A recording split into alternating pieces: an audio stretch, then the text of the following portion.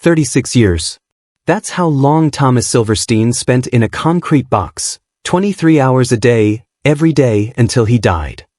But there's something most people don't know about America's Supermax prisons. Every year, hundreds of inmates walk out of isolation cells after years, sometimes decades, of near total sensory deprivation. They step directly into your neighborhood. No transition. No therapy. No preparation. What happens when you take someone who hasn't held a conversation in years and drop them into society? By the end of this story, you'll understand why one released Supermax prisoner called freedom more terrifying than the cell. And what really happens when isolation ends. To understand the crisis, you need to understand Supermax. In 1994, the federal government opened ADX Florence in Colorado, the Alcatraz of the Rockies. But ADX wasn't alone. By 2005, over 30 states had built their own versions, collectively holding close to 20,000 inmates. These weren't your grandfather's prisons. According to the National Institute of Corrections, Supermax means 23-hour per day solitary confinement for indefinite periods. Some inmates, like Thomas Silverstein, would spend decades this way. The cells measure roughly 7 by 12 feet. Solid steel doors. Concrete bed. Concrete desk. Poured concrete toilet. Some have windows. Most don't. Former prison official Chase Riveland described it this way: these facilities represent the most secure level of custody in prison systems, designed for violent or disruptive inmates who pose extreme threats. The official line? These prisons house the worst of the worst. The reality? Research by Human Rights Watch found that many Supermax inmates don't meet that criteria. In some states, prisoners are sent to Supermax not for violence, but for accumulating disciplinary infractions. Talking back. Refusing orders. Sometimes just being affiliated with a prison gang. And here's what makes this crisis invisible. According to a National Institute of Corrections survey, 22 corrections departments allow inmates to complete their entire sentences in Supermax housing and be released to the community directly from Supermax. No step-down unit. No general population. No gradual resocialization. One day you're in a box. The next day, you're standing at a bus stop. But what nobody tells you is what those years in isolation do to the human brain. If this investigation surprises you, hit subscribe, because what comes next gets even more disturbing. In 1993, psychiatrist Stuart Gracian identified something he called SHU syndrome, Security Housing Unit Syndrome. The symptoms? Paranoia, panic attacks, cognitive dysfunction, hypersensitivity to stimuli, aggression, psychosis. Dr. Craig Haney, director of legal studies at UC Santa Cruz, has studied isolation for decades. His research documented what he calls unprecedented levels of psychological trauma. Prisoners in long-term isolation develop impaired sense of identity. They lose the ability to process normal social cues. Some forget how to hold conversations. Thomas Silverstein described it this way in a 2008 letter: "It's almost more humane to kill someone immediately than it is to intentionally bury a man alive." Silverstein had murdered a prison guard in 1983. His punishment? 36 years in solitary, the longest anyone in federal custody had ever endured. He occupied an 80-square-foot cell. Lights on 24 hours a day. Video surveillance constant. Under orders from the Bureau of Prisons director, no human contact. He took up yoga, meditation. He corresponded with people outside. Anything to maintain his sanity. In his drawings, you can see the psychological toll. Figures behind bars. Hands reaching. Faces screaming silently. In 2014, he challenged his confinement in federal court, arguing it violated the Eighth Amendment's ban on cruel and unusual punishment. The court ruled against him. The judges wrote, 30 years is indeed an extraordinary length of time. But Silverstein's history of violent conduct makes this an atypical case. Silverstein died in 2019 from heart surgery complications, still in custody. He was 67. But Silverstein never got out. Thousands of others do. Here's what corrections officials know but rarely discuss publicly. Supermax programming is almost non-existent. Craig Haney's research notes that while most Supermax facilities offer services on paper, education, counseling, vocational training, the restrictive environment makes it nearly impossible to deliver them. Inmates spend 23 hours locked down. When they do leave their cells, they're handcuffed, shackled, escorted by multiple guards. Group programs? Impossible. In-person therapy? Rarely. Even accessing medical care quickly becomes a logistical challenge. And then release day comes. In 2014, Jack Powers walked out of ADX Florence after 15 years in solitary confinement. He'd been convicted of bank robbery and escape. Former warden Robert Hood had described ADX as a place where people are there to die. Powers was one of the rare few who got out alive. What he faced next, nobody prepared him for. The real danger begins when the cell door opens for the last time. Imagine spending years where your only human contact is a meal tray sliding through a slot. Voices over an intercom. Occasional guard patrols. Now imagine stepping into a Walmart. The fluorescent lights. The noise. Dozens of people moving unpredictably around you. According to testimony from multiple released Supermax inmates, normal environments become overwhelming. Crowds trigger panic attacks. Unexpected sounds cause violent startle responses. One former inmate described riding a bus for the first time. I had to get off. All those people. All that movement. I thought I was going to have a heart attack. Human Rights Watch documented these patterns across multiple cases. Former prisoners consistently report the same challenges: difficulty with eye contact, problems maintaining conversations, fear of open spaces. Some develop agoraphobia, fear of places where they can't control their environment. The cruel irony? After years dreaming of freedom, the outside world becomes the prison. What most Americans don't know is that the punishment doesn't end at the prison gate.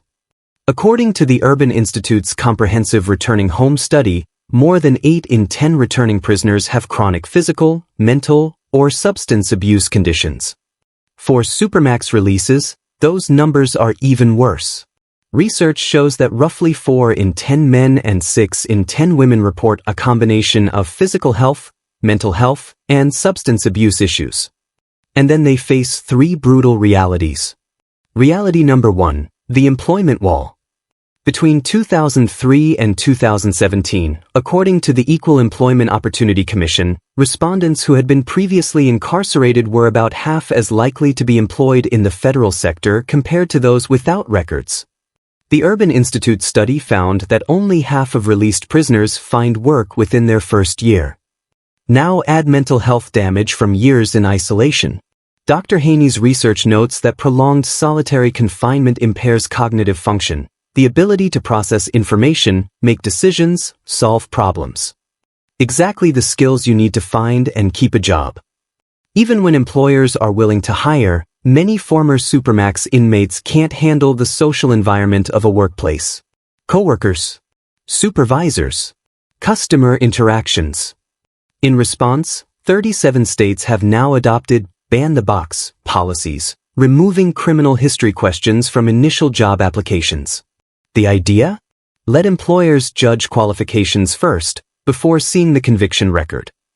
But research reveals an ugly truth about these policies. A 2018 study published in the Journal of Labor Economics found something disturbing. When employers couldn't ask about criminal history upfront, they used race as a proxy for criminality. Before ban-the-box policies, white applicants received 7% more callbacks than similar black applicants. After? That gap jumped to 43%. The researchers concluded employers greatly exaggerated real-world racial differences in conviction rates, assuming more than half of young black male applicants had felony convictions. Reality number 2, the housing crisis. According to data analyzed by the Prison Policy Initiative, formerly incarcerated individuals are nearly 10 times more likely to be homeless than the general public. In large urban areas, that percentage reaches as high as 50% within the first 2 years of release. The Department of Health and Human Services reports that over 10% of persons released from prisons face homelessness immediately upon reentry. But fair market rents have increased substantially across the United States. Affordable housing is in short supply. And having a criminal record adds another barrier. Many landlords conduct background checks. Some properties explicitly ban anyone with a felony conviction, regardless of when it occurred or what crime was committed. For Supermax releases, there's an added complication. Research shows that individuals with mental health conditions, common among those who've endured prolonged isolation, experience even more housing instability. They're less likely to live with family, even temporarily. Reasons include negative familial dynamics, family members' own substance use or criminal involvement, or simply burned bridges from years of absence. Without stable housing, everything else falls apart. You can't apply for jobs without an address. Can't access healthcare. Can't maintain parole requirements. Reality number 3, the healthcare gap. Here's something that shocks most people. Until recently, Medicaid benefits were suspended during incarceration, meaning released inmates had no health insurance. As of August 2024, only 11 states have approved waivers allowing healthcare coverage 90 days before release. But even with insurance, access to care is challenging. Stigma associated with incarceration and mental illness prevents many from seeking services. Research from Health Affairs found that internalized racism, PTSD, and discrimination keep released prisoners out of the primary care system. And there's virtually no screening protocol for healthcare providers to identify current or former justice-involved patients, meaning their complex needs go unaddressed. For Supermax releases, the mental health needs are acute. Years of isolation have caused cognitive dysfunction, paranoia, depression, anxiety, conditions that require specialized treatment. But most transition programs don't exist. And when they do, they're underfunded and overwhelmed. The result? Many self-medicate with drugs or alcohol. Some end up back in the system. Others simply disappear. To understand how all this plays out, we need to follow real cases. People whose documented experiences show us the pattern. In 2007, researchers published findings from Washington State's Intensive Management Unit, their Supermax facility. They tracked recidivism rates using a matched control design, comparing Supermax prisoners to similar inmates who never went to Supermax. The findings were stark. Prisoners released directly from Supermax to the community showed significantly higher felony recidivism rates than their non-Supermax controls. They also committed new offenses sooner, meaning less time passed between release and rearrest. But here's what's crucial. Supermax prisoners who spent at least 3 months in general population before release did just as well as regular inmates. That 3-month transition period made all the difference. It gave inmates time to practice social interactions, to participate in programs, to gradually readjust. Without it, they were set up to fail. One Washington case involved a man we'll call D, who spent 4 years in the IMU for gang affiliation. According to court records, D had no disciplinary infractions during his last 2 years in isolation. He took correspondence courses, completed anger management programs via written materials. On paper, he was a model prisoner. But when his sentence ended, the state released him directly from his Supermax cell to downtown Seattle. Within 72 hours, according to police reports, D was arrested for assault. A stranger bumped into him at a bus stop. D panicked and attacked. His public defender later testified that D described feeling like everyone was closing in and couldn't think straight. Classic SHU syndrome symptoms: hypersensitivity to stimuli, impaired impulse control, paranoia. These aren't isolated cases, they're patterns. Drop a comment if this is changing how you think about criminal justice. A separate study from the Florida Department of Corrections examined Supermax placement and reentry timing.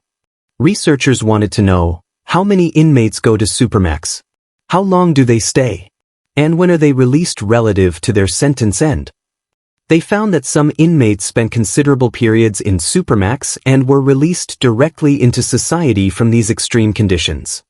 One documented case from 2008 involved a former inmate named R, who'd spent 2 years in disciplinary confinement. R had been placed in Supermax after fighting with another inmate, not unusual for maximum security facilities. But his mental health deteriorated during isolation. Prison records show he developed depression, anxiety, and what psychiatrists described as difficulty with reality testing. Despite recommendations from mental health staff that R needed a transition period and community mental health services, he was released on his mandatory date directly from disciplinary confinement. He returned to Miami with no housing, no job, and no mental health support in place. Within 6 months, according to court records, R was homeless and had stopped taking his prescribed psychiatric medications. 8 months after release, he was arrested again, this time for threatening behavior during what witnesses described as a psychotic episode. The Florida study concluded that more research was needed to determine the full impact of Supermax incarceration on reentry outcomes. But the pattern was already clear in case after case. In another documented instance, the Ohio State Penitentiary, subject of a Supreme Court case in 2005, released inmates with histories of mental illness. The ACLU of Ohio and the Center for Constitutional Rights sued over placement policies, arguing there wasn't adequate due process before sending inmates to Supermax. The Supreme Court ruled that while Supermax conditions were severe, basic due process protections were required. But multiple cases emerged showing mentally ill prisoners who'd been subjected to prolonged isolation, then released.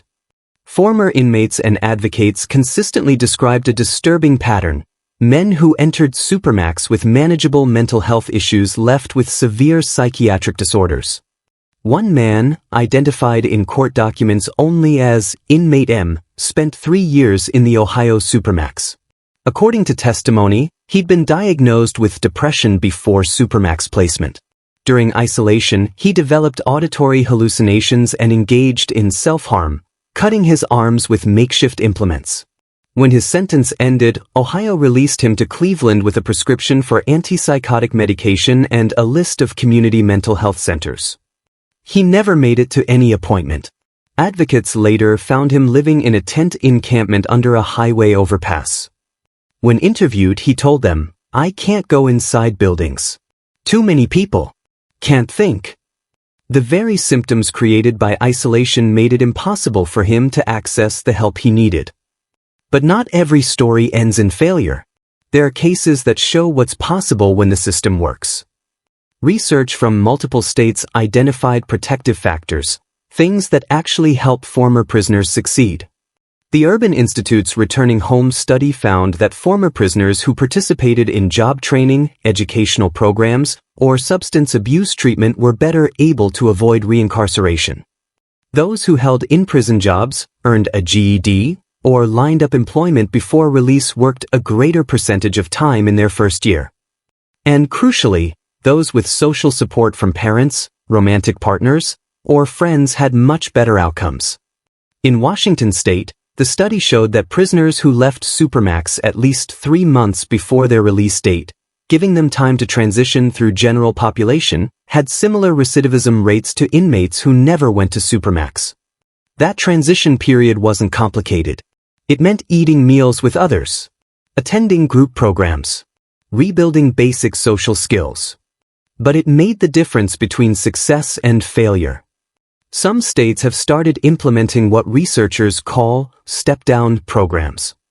ADX Florence has intermediate units where inmates can earn transfers to less restrictive housing.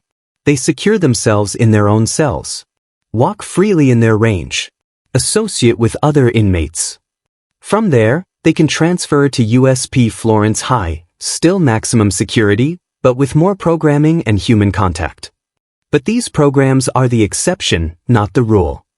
In 22 states, according to the National Institute of Corrections, inmates can still complete their sentences in Supermax and walk directly into the community. And the cycle continues. Here's what most people don't know about Supermax prisons. They were never designed with release in mind.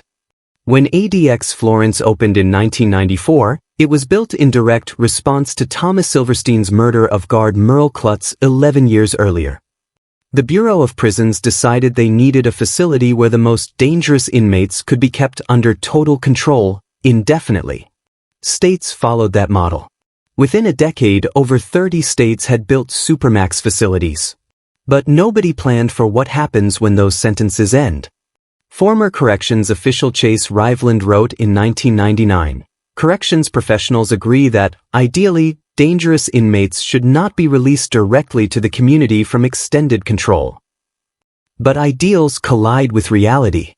Budget constraints, overcrowding, politics. It's cheaper to release inmates directly than to maintain transition programs. Easier to let them become someone else's problem than to invest in rehabilitation. And here's the darkest truth of all. The system knows it doesn't work. Study after study documents the failure. The Washington research, the Florida data, testimony from psychiatrists, former wardens, inmates themselves. Dr. Craig Haney testified in multiple court cases that prolonged isolation causes lasting psychological damage, unprecedented levels of psychological trauma that make successful reentry nearly impossible. And yet, in most states, the practice continues. But because Supermax prisoners have very little political power. They're convicted felons, terrorists, gang leaders, child abusers. Nobody campaigns on better treatment for Supermax inmates. Nobody wins elections promising transition programs for the most dangerous criminals. But here's what that short-sighted thinking misses. These people are coming back. They're moving into your neighborhood, working at your grocery store, sitting next to you on the bus. And if you release someone who's been psychologically destroyed by years of isolation, with no treatment, no transition, no support, you're creating a public safety threat. The Washington State study proved this. Prisoners released directly from Supermax reoffend at significantly higher rates than similar inmates who never went to Supermax. Meaning the very system designed to protect society is actually making communities less safe. And here's the final twist. Research shows that Human Rights Watch and other advocates have found that many Supermax placements aren't even justified. Inmates placed for accumulating disciplinary violations, not violence. Gang affiliations based on tattoos or correspondence, not actual conduct. Sometimes just being difficult to manage. In one documented case, a federal inmate was sent to ADX because he filed too many grievances. Exercising his legal rights was considered disruptive behavior. Another was placed in Supermax after guards found gang literature in his cell, even though he had no history of gang violence and was nearing the end of his sentence. Both were later released directly to the community. Both struggled massively with reentry. So the question isn't just, how do we help Supermax prisoners reintegrate? It's, why are we sending so many people to Supermax in the first place? If this investigation opened your eyes, subscribe now. We're exposing more hidden truths about America's justice system. Every year, approximately 600,000 prisoners are released in the United States. Not all of them come from Supermax. But according to Bureau of Justice statistics, within 5 years of release, more than 3/4 will be rearrested. For Supermax releases without transition programs, those numbers are even worse. The Prison Policy Initiative estimates that formerly incarcerated people are nearly 10 times more likely to be homeless than the general public. Half struggle to find employment in their first year out. 80% have chronic physical, mental, or substance abuse conditions that go largely untreated. This isn't just a criminal justice issue. It's a public health crisis, a housing crisis, an economic crisis. Some states are starting to recognize the problem. Connecticut implemented reentry programs that reduced recidivism. Washington requires transition periods. Some jurisdictions are limiting Supermax placements to the truly dangerous. But progress is slow. And in most of America, the cycle continues. Remember Thomas Silverstein? 36 years in solitary until he died. In his final years, he wrote extensively about his experience. He described the psychological torture of isolation. the loss of identity, the way time became meaningless. But he also wrote about the inmates he knew who did get out. And he recognized what waited for them. In one letter, he described a friend released after 12 years in Supermax. They just opened the door and pushed him out. No counseling, no preparation, nothing. 6 months later he was back. He told me freedom was more terrifying than the cell. More terrifying than the cell. That's the hidden cost of Supermax. Not just the human suffering inside, but the damage that ripples outward when broken people are released into broken systems with no support. The formerly incarcerated man who can't find housing and ends up committing crimes to survive. The mentally ill former prisoner who stops taking medication and has a public breakdown. The father who spent years in isolation and can't connect with his children. Each failed reentry represents a family torn apart. A neighborhood made less safe. Taxpayer money spent on reincarceration instead of prevention. And all of it is preventable. The research is clear. Transition programs work. Mental health treatment works. Housing assistance works. Job training works. Washington State proved it. Give Supermax inmates 3 months in general population before release, just 3 months to practice being human again, and their outcomes match everyone else. But that requires political will. Resources. A recognition that punishment without rehabilitation isn't justice. It's just cruelty with consequences. As of 2026, the crisis continues. Hundreds of people walk out of Supermax cells each year directly into communities unprepared to receive them. Some will make it. Against all odds, through sheer determination or luck, they'll rebuild lives. But most won't. They'll cycle back through the system. Or disappear into homelessness, addiction, mental illness. And society will pay the price. In crime, in wasted human potential, in the perpetuation of a system that creates the very problems it claims to solve. The Supermax reentry crisis isn't hidden because we don't know about it. It's hidden because it's easier not to look. But these are real people. With real damage. Being released into real neighborhoods. And until we face that truth, until we acknowledge that the punishment doesn't end at the prison gate, and that our current approach makes everyone less safe, the crisis will only grow. Jack Powers, who spent 15 years in ADX Florence, eventually found stability. He connected with reentry advocates, got mental health treatment, slowly rebuilt his life. But he's one of the lucky ones. And even he describes the first years after release as harder than anything I experienced inside. So when you hear politicians talk about being tough on crime, ask them, what about when those prisoners are released? When they propose building more Supermax facilities, ask, what's the plan for reentry? Because right now, in most of America, there isn't one. And that means the invisible prisoners, the ones who walk out of Supermax with shattered minds and no support, are already living among us. The question is, how long will we keep pretending we don't see them? This is just one part of a much larger story. To understand how the system fails at every level, from arrest to imprisonment to release, watch our investigation into America's most dangerous prisons. You'll never look at criminal justice the same way again.